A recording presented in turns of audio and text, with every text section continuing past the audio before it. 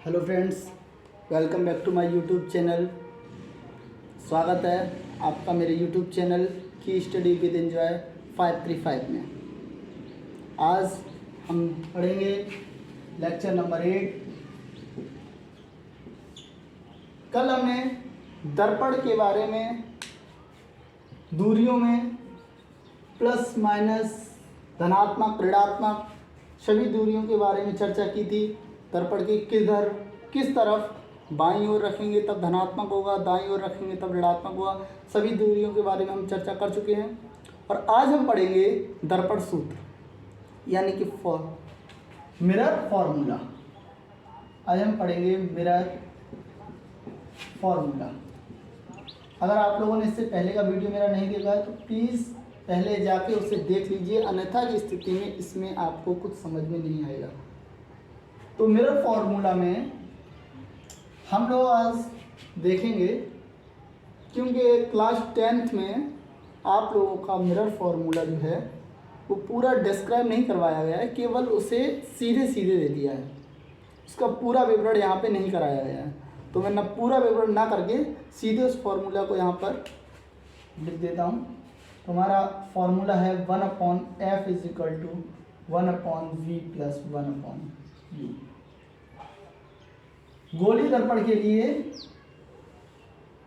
ये दर्पण फॉर्मूला है, दर्पण सूत्र है। यहाँ पर f है हमारा दर्पण से फोकस तक की दूरी यानी कि फोकस दूरी। इसे स्मॉल f से डिनोटेट करते हैं, पहले ही हम आपको बता चुके हैं। v है हमारा प्रतिबिंब की दूरी, दर्पण से प्रतिबिंब की दूरी।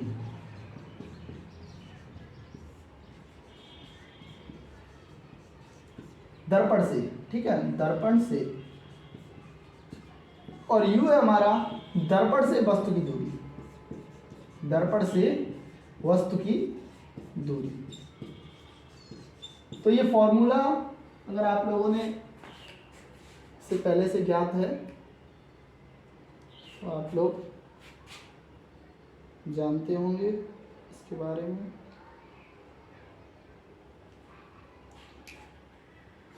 तो फ्रेंड्स, इस मिरर फॉर्मूले के बाद इसे आप स्क्रीनशॉट लेना चाहे तो स्क्रीनशॉट ले लीजिए। उसके बाद हम आते हैं आवर्धन पर। आवर्धन, ठीक है।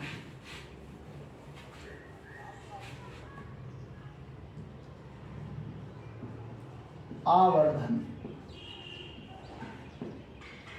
आवर्धन क्या है? इसे आई से डिनोटेट करते हैं। तो आवर्धन क्या है?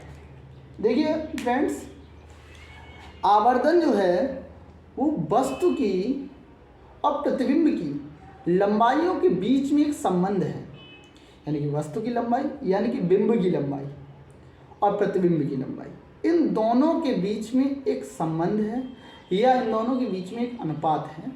उस अनुपात को ही हम कहते हैं आवर्धन, ठीक है। इसे आई से डिनोटेट करते हैं। तो देखते हैं क्या है आवर्धन। आवर्धन है प्रतिबिंब की लंबाई, I = प्रतिबिंब की लंबाई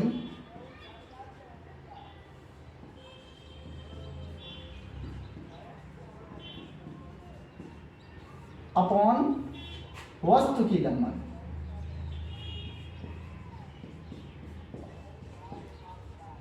ये आवर्धन का सूत्र है कि प्रतिबिंब की लंबाई और वस्तु की लंबाई के अनुपात को आवर्धन कहते हैं या रेखीय आवर्धन कहते हैं, लीनियर मैग्निफिकेशन, ठीक है। तो इसमें क्या है, आवर्धन का सूत्र है ये आई, और प्रतिबिंब की लंबाई को हम किससे डिनोटेट करते हैं? प्रतिबिंब की लंबाई को किससे बनाते हैं? प्रतिबिंब की लंबाई v और वस्तु की लंबाई u, ठीक है। वस्तु की लंबाई को u और प्रतिबिंब की लंबाई को v से डिनोटेट करते हैं। तो यदि हम इसे u और v की फॉर्म में लिखेंगे तो I = -v/u आएगा।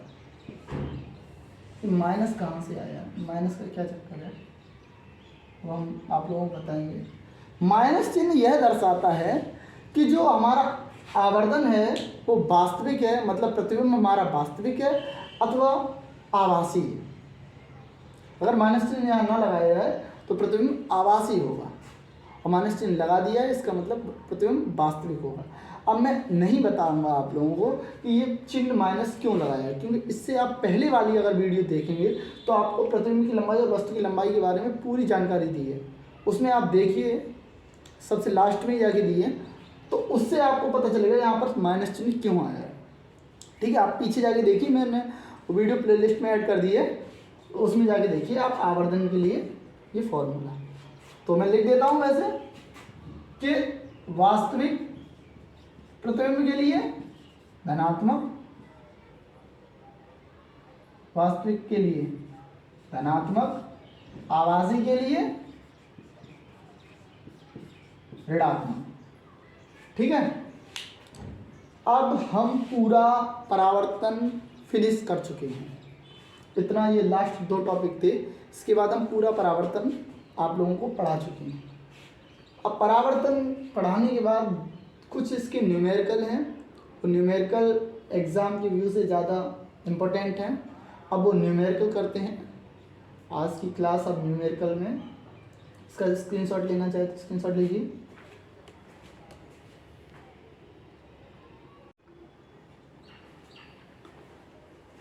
तो फ्रेंड्स, पहला क्वेश्चन आप लोगों की स्क्रीन पर आप लोगों को दिख रहा होगा।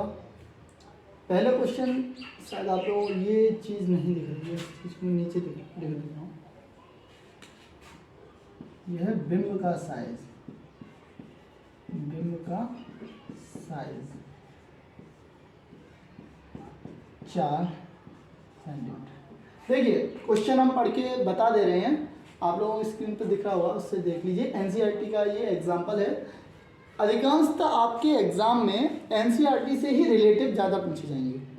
अगर आपने एनसीईआरटी को ज़्यादा कवर कर लिया तो लगभग मान लीजिए आपने 80% पेपर सॉल्व कर लिया।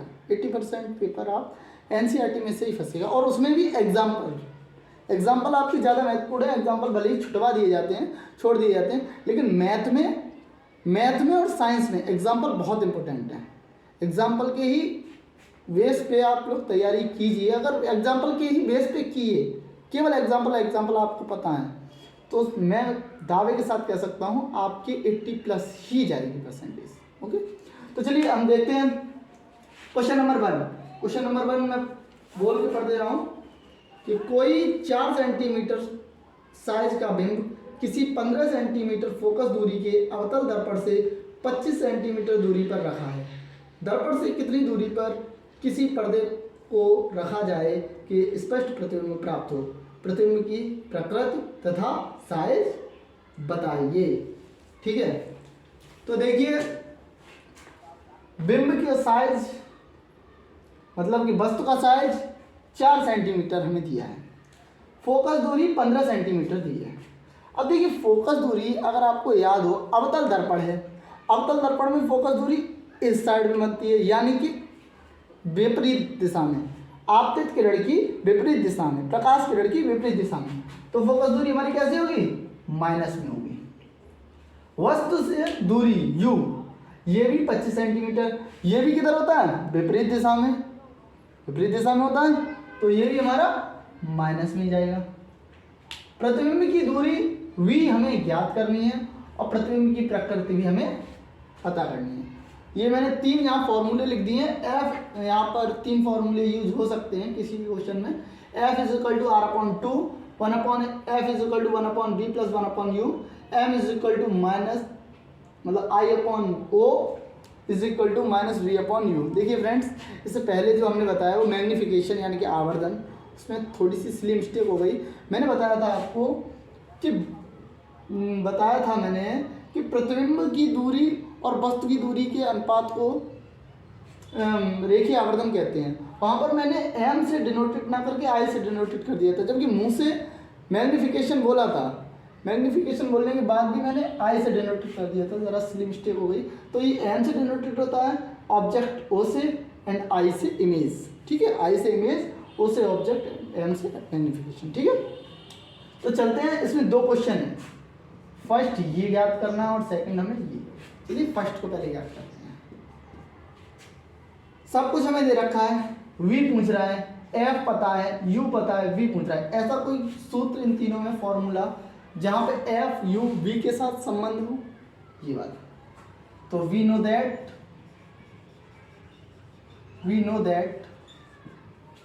1/f। देखिए आप एग्जाम में इन चीज़ों को पहले ऐसे ऊपर लिख लीजिएगा, ठीक है। 1/f is equal to 1/v plus 1/u। निकालना क्या है हमें, प्रतिबिंब की दूरी। तो या फिर हम v को इधर ले लें या ना लें, तो ऐसे ही रहने दें। अब फोकस दूरी हमारी माइनस में है, तो हम यहाँ पर लिख देते हैं -1/25 is equal to 1/v minus 1/25। ये है 15 है, ये 25। अब देखिए 1/v हमें याद करनी है, तो v के लिए क्या करेंगे, -1/15 plus 1/25 is equal to 1/v। इसका एलसीएम लेंगे, इसका एलसीएम कितना आएगा, 15 और 25 का 5 3 जा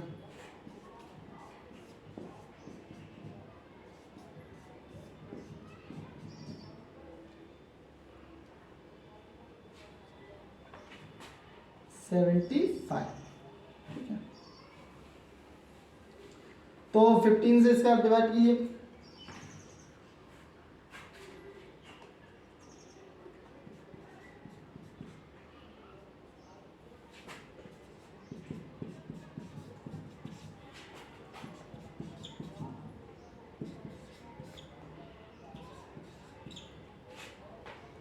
माइनस का 2/75।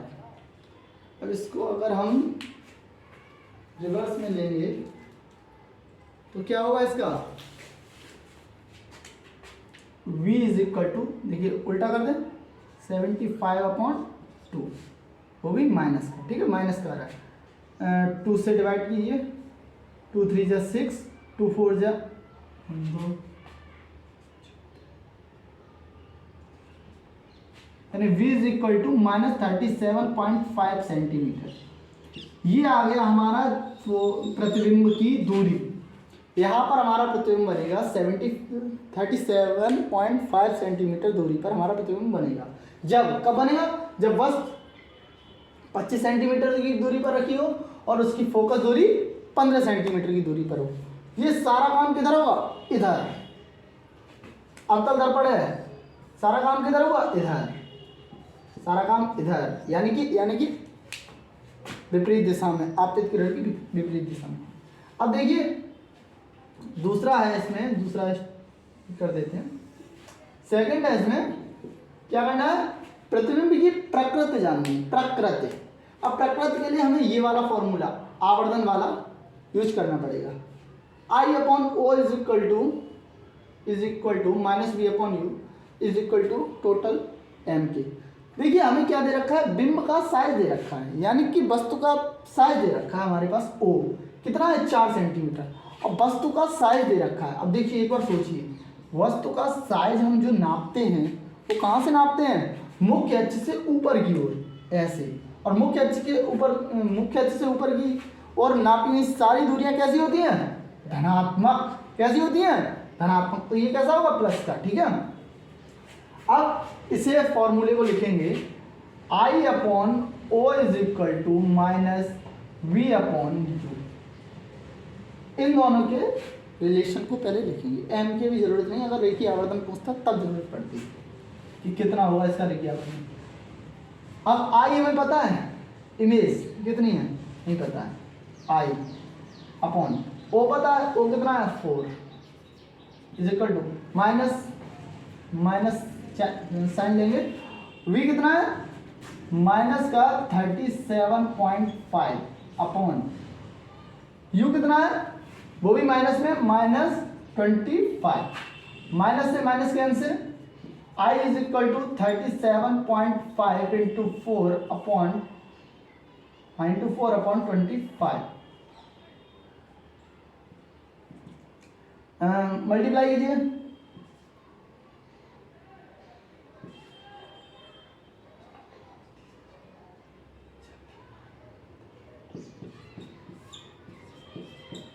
अब पॉइंट एक डिजिट बाद है, एक डिजिट बाद हमने पॉइंट लगा दिया।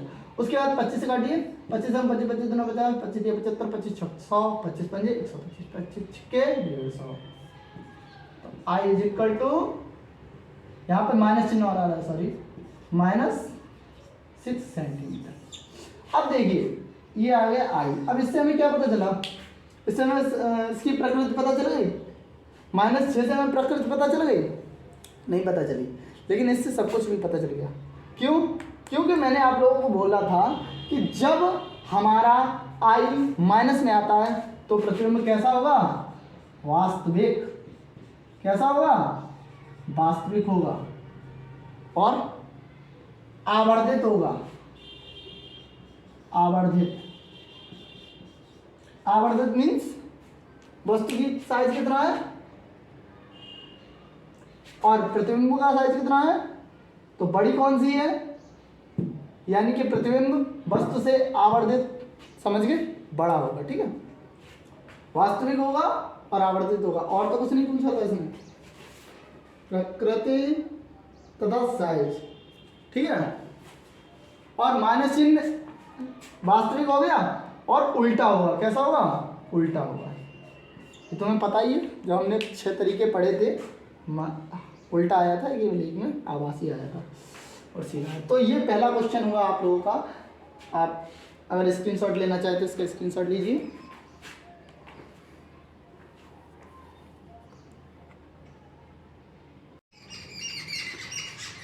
तो फ्रेंड्स, यहाँ पर दूसरा क्वेश्चन आप लोगों के सामने है, आपकी स्क्रीन पर होगा, आप लोग उसे देख लीजिए। मैं यहाँ पर बोल के बता दे रहा हूँ आप लोगों को। दूसरा क्वेश्चन है, अनंत से आने वाली प्रकाश किरणें जब अवतल दर्पण पर पड़ती हैं तो परावर्तन के पश्चात दर्पण से 10 सेंटीमीटर की दूरी पर प्रतिबिंब बनाती हैं। देखिए पहली लाइन क्या है?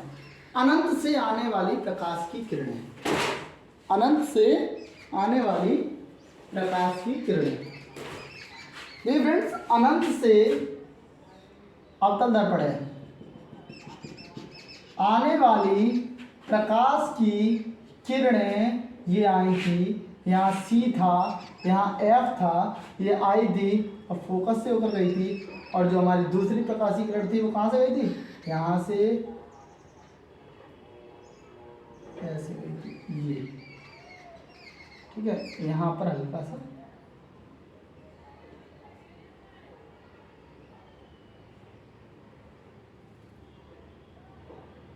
ऐसा। तो हमारा फोकस पर बना था, प्रतिबिंब कहाँ बना था? फोकस पर बना था। ठीक है, प्रतिबिंब कहाँ बना था? फोकस पर। तो उसने फोकस दूरी बताने के लिए थोड़ा सा क्वेश्चन को घुमा दिया। क्या बोला?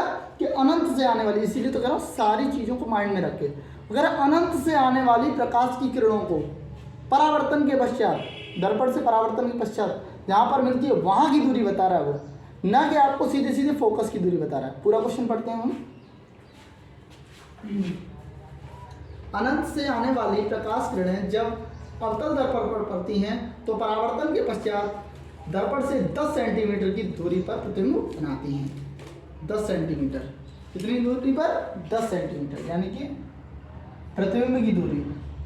ठीक है, प्रतिबिंब की दूरी कितनी होगी हमारी? Small f 10 centimetre. और क्योंकि ये किधर बनेगा? वस्तु से इधर, तो माइनस का 10 सेंटीमीटर। ठीक है, अब आगे क्या है क्वेश्चन, पढ़ते हैं।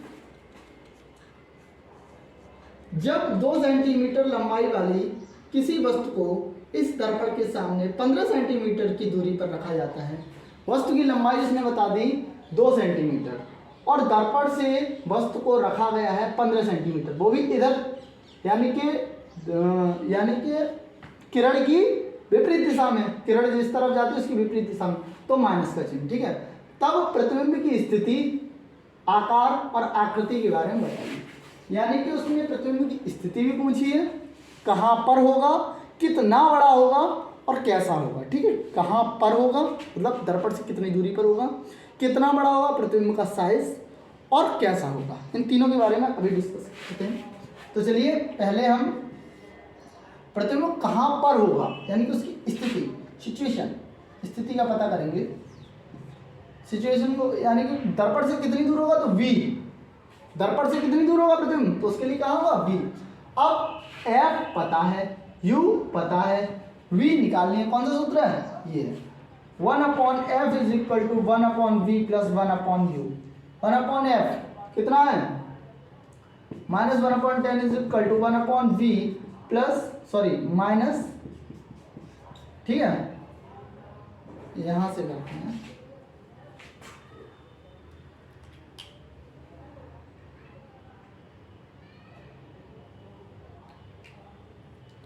तो 1/v कितना होगा 1/v इज इक्वल टू, इसको इधर लाएंगे उसको उधर ले जाएंगे, -1/15 प्लस 1/10 और 10 और 15 का लासा लें कितना आएगा 30, मेरे अंदाज से 30 ही आएगा। जब 5 या 15, 5 दूनी 10, 3 2, 5 या 15 दूनी 30, 15 दूनी 30 माइनस 2 प्लस 2 3 3 10 3 3 1/v और 3 2 1 और 30 माइनस का सॉरी प्लस का v इक्वल टू आ गया 30 सेंटीमीटर। ठीक है, ये हमारा v आ गया, यानी कि प्रतिबिंब से वस्तु की दूरी हमारी आ गई है।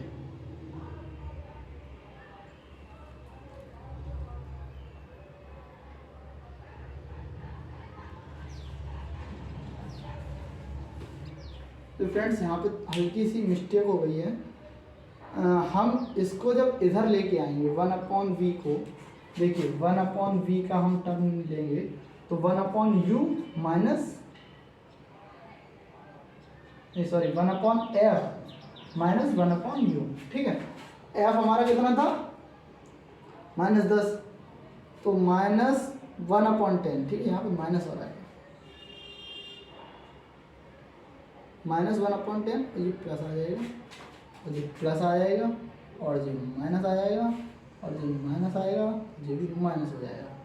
ठीक है, ये तो है ही हमारा सही, तो ये हो जाएगा हमारा -30, यानी कि वस्तु भी परावर्तक तल की ओर बनेगा। अब स्थिति पता कर ली, अब हमें आकार पता करना है कि वस्तु मतलब जो प्रतिबिंब बना वो कितना लंबा बना है, वस्तु से उसकी लंबाई कितनी है देखते हैं। उसके लिए हमें फॉर्मूला पता है, पिछली बार हम निकाल चुके हैं, इसी से निकालेंगे 1/I/O is equal to -V/u। I हमें निकालना है कि प्रतिबिंब का आकार कितना बड़ा है, O हमें पता है 2, V हमें ज्ञात करना है, V कितना हमारा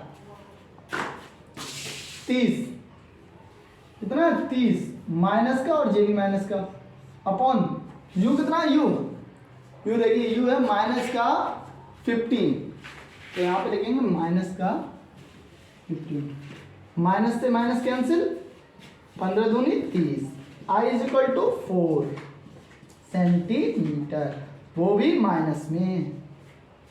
तो इसका मतलब क्या हुआ, प्रतिबिंब जो होगा हमारा कैसा होगा, वास्तविक होगा, वस्तु से बड़ा होगा, ये 4 सेंटीमीटर, ये 2 सेंटीमीटर का, ये 4 सेंटीमीटर का, वस्तु से बड़ा होगा और उल्टा होगा। ठीक है, मैं लिख देता हूँ वस्तु से बड़ा, जिसे आवर्धित भी बोल सकते हैं, वास्तविक परावर्तक तल की ओर